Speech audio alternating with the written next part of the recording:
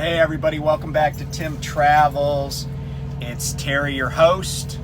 Hope everybody's doing well. Hope everybody had an honorable Memorial Day. And so it's good to be back with you. I'm back on the road. It's Thursday, the 3rd of June. And my daughter's birthday is tomorrow. My youngest, our baby, will be 12.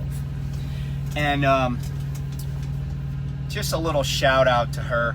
I'm really proud of her because she was in gymnastics for quite a while and she liked doing that.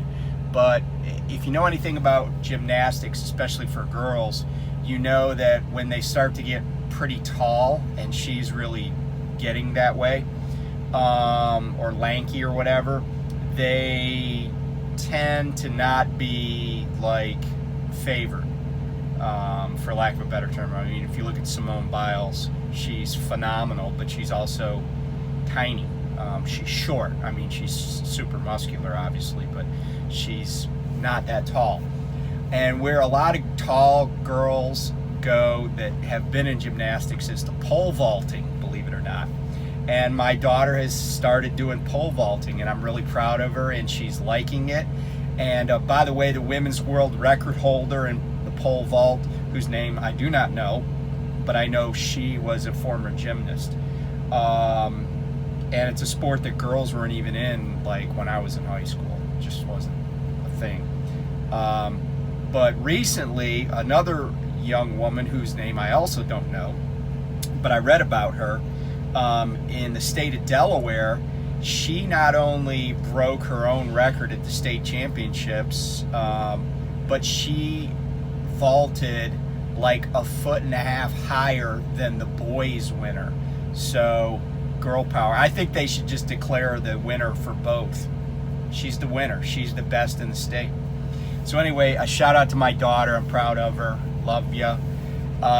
So let's talk about a little bit about trucking and a little bit about where I am. So Beatrice and I, where are we, Beatrice? We are in, technically, I think it's Cherokee County, Georgia. So we're in North Georgia, right off the 75, I-75. But we've been schlepping around for the last, like, I don't know, 18 hours in Kennesaw, Georgia. I had a delivery that was a block, had a window. I delivered there. I think I finished up around 2 a.m. last night. Went to a truck stop after that and picked up, just did my 10 hours. And then I was supposed to have a pickup or an appointment to pick up a live load at 08, but I reached out to dispatch. I'm like, I can't make this. I said, even if I'd have delivered, because it was a 24-hour period to make that delivery, so like a minute after midnight to 23:59 today. So I delivered I got there at like 1 o'clock in the morning, but I'm like, even if I'd have gotten there at 1 minute after midnight and turned it around quickly, I still wouldn't have been able to take my 10 hours, before that 0800 live load. So they were like, oh, just go over there when you get done, with your 10 hours. So I go over there, and the place is so jacked up and backed up that they're not even letting trucks turn in off the road into their parking lot. So they tell us to leave and come back later.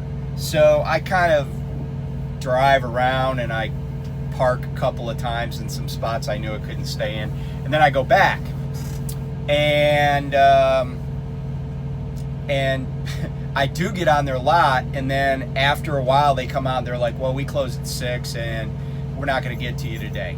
And I'm like, okay, well, this load's supposed to be in St. Petersburg, Florida tomorrow at 1400. So I'm letting my fleet manager figure all this out, or sales, or whoever. So Kennesaw, Georgia, there's a couple of interesting things about that place. So first of all, I wanted to briefly talk about the June 27th, 1864 Battle of Kennesaw Mountain. And Kennesaw Mountain is actually pretty close to Marietta, but since we were talking about Kennesaw. So June 27, 1864, it's the Atlanta campaign. William Tecumseh Sherman is the Union general in charge of, I guess it's the Department of the Mississippi. So he had like the Army of the Cumberland, the Army of the Tennessee, and then one other army under his command. And he went up against Joseph Johnston, who was tasked with the unenviable job of trying to defend Atlanta. And all that summer up to that point, up to June 27th, Sherman had kind of just been outflanking Johnston, and Johnston would pull back, and there weren't a lot of casualties. But what happened at Kennesaw Mountain is basically Sherman decides to do a direct kind of frontal assault on the Confederate position there, and that attack is repulsed, and there are about 3,000 Union casualties. However, because of some feints and some other things that the Union commanders were doing, the Confederates, believing that their flank was going to be turned, actually ended up withdrawing from their positions and backing up more towards Atlanta. So while it was technically a Confederate victory for Johnston's Army of Tennessee, it really tactically was just another step of Sherman's troops heading for Atlanta. So anyway, so that's the Battle of Kennesaw Mountain. There were other battles over in this theater, Lookout Mountain, Chickamauga, which was in 1863. But I just wanted to mention that one briefly. And the other thing I wanted to mention about Kennesaw is the home of the flagship university of the state of Georgia. And, the state of Georgia, one of the original 13 colonies, it's called the Peach State. In fact, they even have a county down south of Atlanta called Peach County. Go figure. So the flagship university of the state of Georgia is in Kennesaw. It's Kennesaw State University. They're known as the Bulldogs. And some of you may not be college sports fans like I am, but if you are, then you know that the Kennesaw State University has won several national championships in football. The Bulldogs were undefeated last season in a COVID-shortened season, and their quarterback won the Heisman Trophy. So it's a solid program. Just cranks out NFL players left and right. So if you ever get to Kennesaw, look for their stadium. It's pretty cool. It's a great place to tailgate. I've done it several times. So what are we talking about trucking today? So I mentioned this actually in my last video. I said, why doesn't anybody want to work? And I kind of want to follow up with that. And I had this kind of epiphany, if you will. And you all know the saying, a rising tide lifts all boats. And basically what that means is that, if people are doing better, then, we can get in a situation where everybody does better. Well, and so it occurred to me that, truckers, truck drivers, trucking companies actually do have a lot of goodwill in America. I still see signs where I'm just trying to cut down on the glare a little bit. That didn't really work. Try that. You see signs, thank you truckers, and there's there is a lot of goodwill, although I don't think the public really understands how things get on their store shelves, even with the shortages that were going on. But you know, given that we have this kind of goodwill in the public, I think we can use it to benefit other people and actually subsequently benefit ourselves. Kind of the concept of giver's gain. And what I'm talking about is this. I think that truckers, and I think trucking organizations like the independent operators, OOIDA, you know, they're always talking about transparency from brokers, and they're talking about speed governing. But what if they just started talking about increasing the federal minimum wage to $15 an hour? You know, that's been a number that's been kind of thrown around. And, you know, I think it's a good idea to increase the federal minimum wage, and I'll tell you why. First of all, many states, even states that are like on the right of the political spectrum in terms of governance, have higher wages than the federal minimum wage, which I think is still $7.25 an hour, or maybe it's $7.50. But anyway, it's a pittance, right? It's an insult. But whatever it is, let's say $7.25. A lot of states have higher than minimum wage. A lot of cities have higher than the federal minimum wage, and so it's something that's going on, even though federal legislators can't seem to get their act together and just raise it nationally. But because the minimum wage is higher in certain places, it actually drives wages in places that don't care enough to raise wages for workers. Here's an example. In Maryland, the minimum wage, I believe, is between $12 and $13 an hour now, and it's been slowly going up. And the Maryland legislature set different rates. Now, the minimum wage in Pennsylvania is the federal minimum wage. But guess what? If you're running a business within, say, 10 to 20 miles of the border with Maryland, you have to pay higher wages, because you don't want employees or potential employees, potential hires, to just say, well, you only want to pay me $8 an hour, but I can get 12 in Maryland. I'm going to drive down there for work, right? So that drives the market, even in places where the minimum wage hasn't been raised. But now let's say that somebody's like 70 miles from the Maryland line, or maybe 70 miles from New Jersey. They probably don't have to pay as much. But here's why truckers should care. First of all, have you ever noticed that places that seem to pay higher wages just because they can and they're willing to share with their employees, that they have happier employees and you get better service? Let me give you a couple of examples. I'm at a truck stop right now, a Love's, and across the street from this Love's here in I think technically we're in Calhoun, Georgia, is a Buc-ee's is being built. Now, if you don't know what Buc-ee's is, then you must have never been to Texas, because you haven't been to Texas till you've been in a Buc-ee's.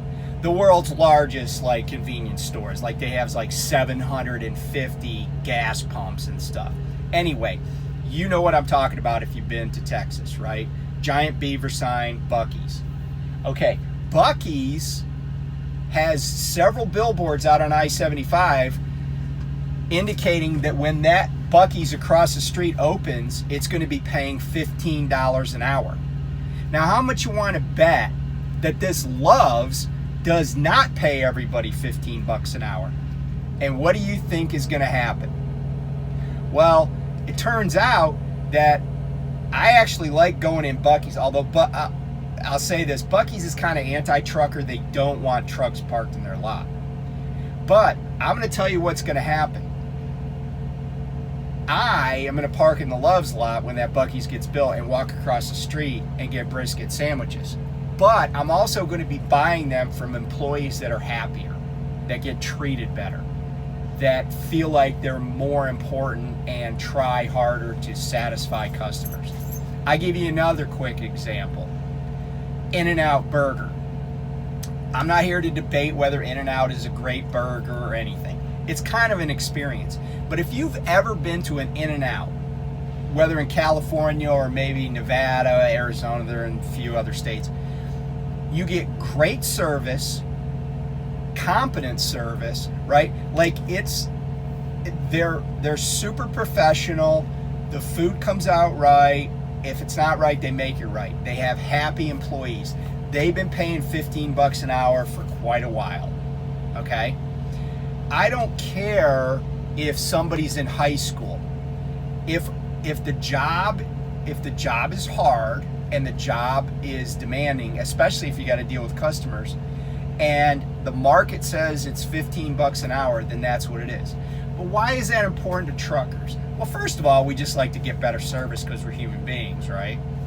But second of all, the rising tide lifts all boats.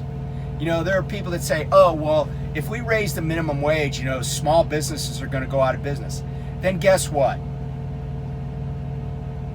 Those businesses should go out of business. If you can't afford to pay somebody a decent wage, and let's keep this in mind. If somebody's making $15 an hour, okay, and they work 40 hours a week, that's $30,000 a year. That's not a lot of money, okay? And people that say, oh, well, you know, these teenagers are living at home. So what? Like, if you had a doctor that lived with his parents, would you be like, dude, I ain't paying $8,000 for that appendectomy. You live with your parents. I'll give you $600 for it. No, you wouldn't. So why do that to somebody that's slinging burgers? Okay? You still want them to do a good job. Increasing minimum wage puts pressure, upward pressure on employers to pay more. And here's why I'm coming back to the trucking. So there are jobs advertised on Craigslist in Harrisburg, Pennsylvania for CDL-A jockeys. So a CDL-A jockey, what it means is it's a yard jockey who's going to have to drag trailers down a public road. That's why they need a CDL, okay? Those jobs are being advertised for like $19.85, you know, $20 an hour. Do you think, you know, and we're talking about truck drivers getting paid now. We're not talking about kids flipping burgers. Do you think that if the minimum wage nationwide was $15 an hour, that company would only be offering $19.85 or $20 an hour to somebody with a CDL that can pass a drug test, can pass a physical, has a CDL that's valid? No, they'd be paying them $10,000 a year more. They'd be paying them another $5 an hour, $6 an hour. Because why would you, as a highly qualified, licensed professional, work for just slightly more than a kid starting out at McDonald's? The answer is you wouldn't. It would drive up trucking wages. And guess what? When you drive up those kind of jobs, you drive up all of them in the industry, right? There is right now, it is a buyer's or a seller's, I guess you're selling your time as a CDL driver. But it's time that we as truck drivers, if we have this goodwill with the public, we have these lobbying groups, right? We have this voice. It's time that we advocate for people that help us. Have you ever gone to a shipper and been like, man, these people are jacked up, man. This place is like a flipping dumpster fire. But you wonder that. You're like, why is this place so messed up? Well, the answer might be because they don't pay them enough. It's not worth it to do a good job. People don't care about a job that only pays them 11 bucks an hour or 10 bucks an hour, depending on what part of the country you're in. They don't care that much, right? We as truck drivers could benefit financially, but also just have a better workplace in the places we have to work if everybody was happier and doing a better job. So I'd love to hear your comments about it. And but here's the thing: if you comment about it, we're gonna have a discussion. And you know, I've run a small business and I didn't pay people peanuts. Why? Because I valued them. And so I'm interested in hearing about it. And yeah, owners of businesses do take risk and they need to make money, but we need to start just valuing everybody. And it turns out that businesses that really value their employees tend to do better anyway. So I share that with you. Hope everybody's doing well. It's kind of like summer's in full swing now, and we're back on the road. But subscribe, like, comment, share. Be safe out there, and we'll catch you next time. Bye.